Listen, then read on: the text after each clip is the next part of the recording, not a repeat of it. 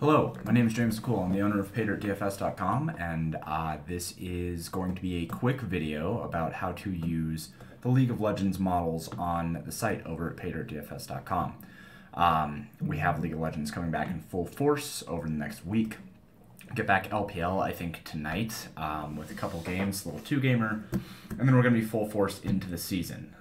We also have Counter-Strike, and we have all the other esports available as well. You can see that if you go over into the site and you go to the esports tab and you drop it down. We'll zoom in so you can see that. But you can go down, these are all the esports that we do offer. We don't know if we're going to get back Call of Duty, Valorant, Dota 2, whatever. But for sure, we're going to have League of Legends and Counter-Strike. The purpose today is just going to be going over how to use the League of Legends models and a little bit of a preview of what they entail. There might be some things that we offer and that we add in. I'm still working on an optimizer for League of Legends. I do have a very bare bones one right now, but I want to add a couple more things to it. Hopefully that's done within the next month. But for now, we're going to take a look at how to use the League of Legends models and what make them powerful and what makes them unique within the industry. So, yeah, let's do that. Oh, and if you have any questions, hi. Close-up face. If you have any questions, feel free to ask. You can also ask in the Discord. The Discord is free, and I'll make sure that I link it as well in the description of this in the YouTube video. But if you have any questions, feel free to ask me. So first, I think I need to log in to me. Yep. I indeed need to do that. So what you're going to do first is you're going to go to the esports tab and you're going to League of Legends. The way that the tabs are set up, you're going to have the main models are just going to be available right here. We also have, so we have a different model for each one of the leagues. So we'll have an LPL model, we'll have a LEC model, we'll have an LCS model. We'll also have, so we have LPL LCK here. And then we have, if you go down, you have the LEC model, and then you'll have the LCS model. If we do have CB LOL, which is something that will happen throughout the year, or if we have Academy, we will usually set that up into the LPL LCK main slate model, just because it's the easiest way to do things. But this is where you're going to find the majority of this stuff. There's a little bit of a legend up here, talking through some of the parts about the model, but we can get into that a little bit later. I can answer specific questions on that later on. When you first open it up, it's going to come up with the stacks page first. So this is going to be telling you kind of some overall macro thoughts on the teams and a little bit of their stats.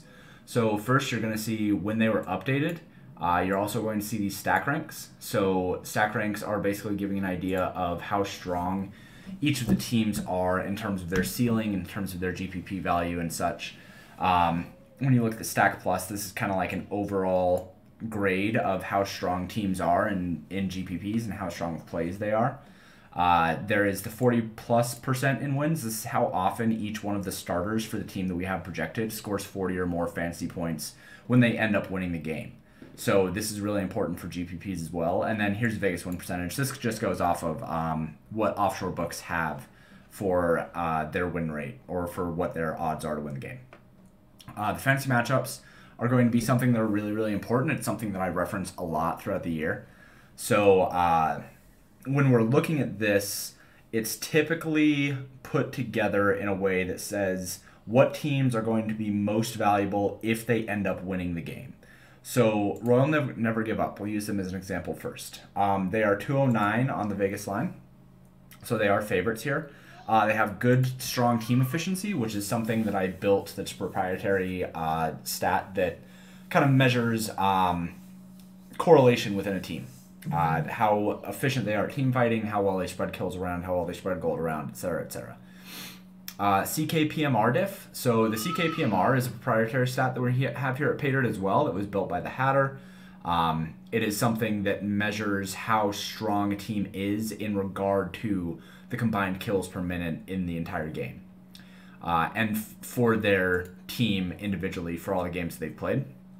It also shows how often or the amount of kills that their opponent allows and wins, and the amount of fantasy points per player that their opponent allows in wins as well. So Fun Plus Phoenix, when they lose their opponent, which would be Royal Never Give Up, Fun Plus Phoenix, they give up on average 20.59 kills per game in losses, and they give up on average 35.1 fantasy points to each player on average of the opponent when they lose.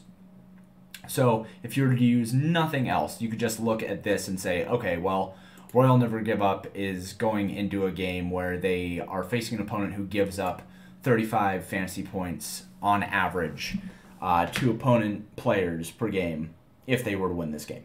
And Royal Never Give Up is favored, so they're assumed to win. So you could very, very basically just give them an average of 35 fantasy points per player.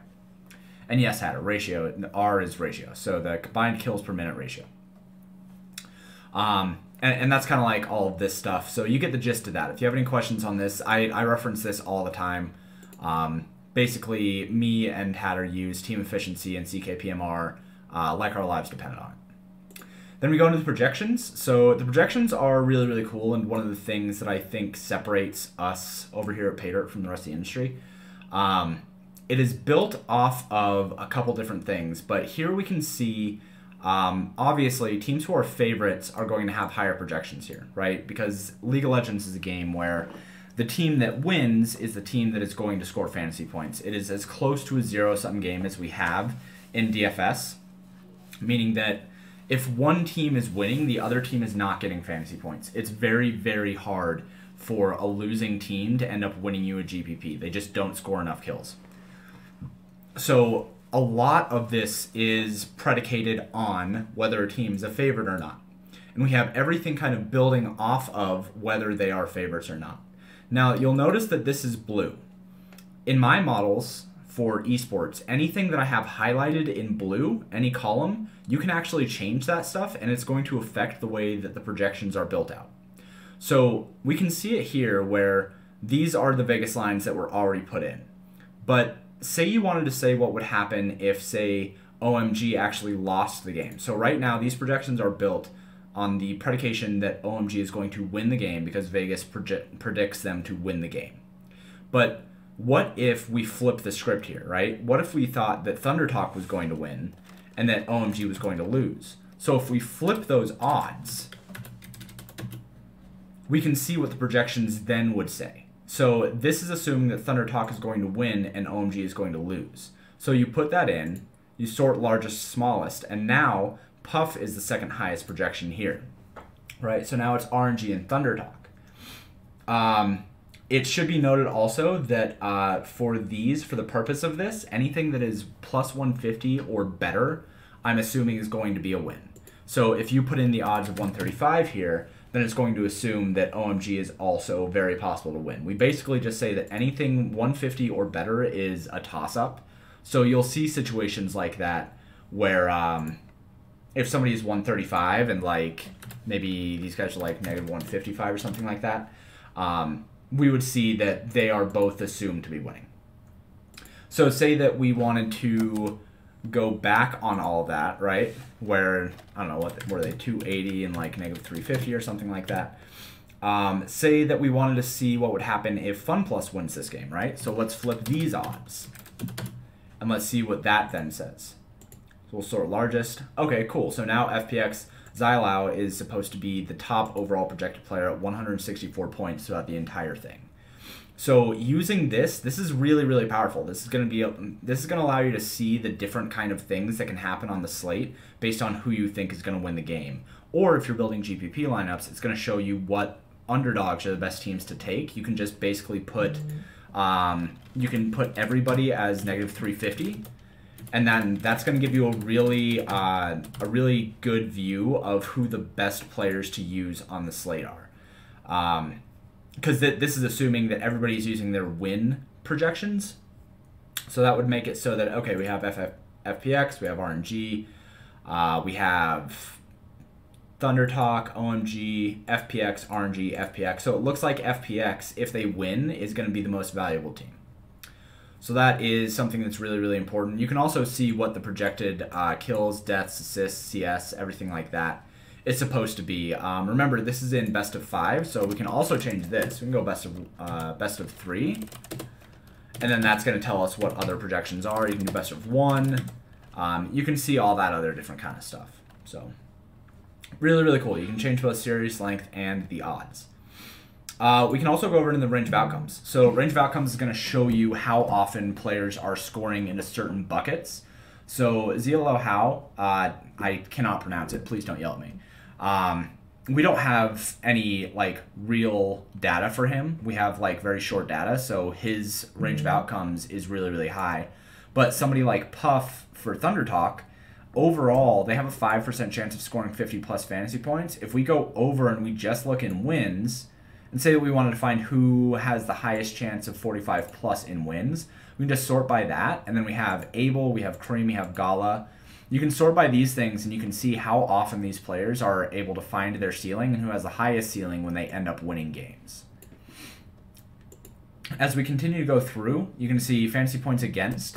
So this is in losses. So when Fun Plus Phoenix loses, they're allowing 35 fantasy points on average per person to the opposing team. When OMG loses, it's 31. When Thunder Talk loses, it's 30.4. You can go in and you can see the fantasy matchup matrix. So this is, again, allowed in losses. Fun Plus Phoenix allows 35 on average. They're allowing 8.86% more fantasy points to top players than average. 8% more to jungle, only 4% more to mid, 8% to ADC, and 5% more to sub. For Thunder Talk, they're allowing 10% less fantasy points per game when they lose to opposing tops than the league average. For jungle, 8% less. For mid, 4% less. So this can allow you to prioritize what positions you actually want to take and what positions you should prioritize for captain as well. And then finally, I'll kind of show this. This is how often the projections that I have for players in losses. So Gala averages per loss 20 fantasy points per game, which is pretty good. Considering Abel only averages 9.75, you can see this and kind of build out a floor, right? So in cash games, you would definitely want to prioritize Gala over somebody like Abel, because Gala has a really, really nice floor even when they lose. When you look in wins, Abel has a projection of 38 in wins, whereas Gala has a projection of 34. So that wider range of outcomes for Abel is going to make it so that he's somebody that you would want to prioritize in GBPs. So hopefully this has been a pretty informative thing. I don't have a whole bunch of time to go over everything or go over the slate tonight, but esports is one of our best things over at PayDirt. We do it better than I think anybody else in the industry in terms of projections. The analysis, I think, is very, very good in the Discord as well. We have a really good knowledge of those kind of things. So if you don't have a subscription at paydirtdfs.com, go get one. If you're not already in the free Discord, come join the free Discord and ask me whatever questions you have. But it's going to be another really, really good year for esports and for PayDirt in general, and I hope that you are happy to join me. Again, thank you guys for supporting and for watching the videos and everything like that, and I will talk to you guys later.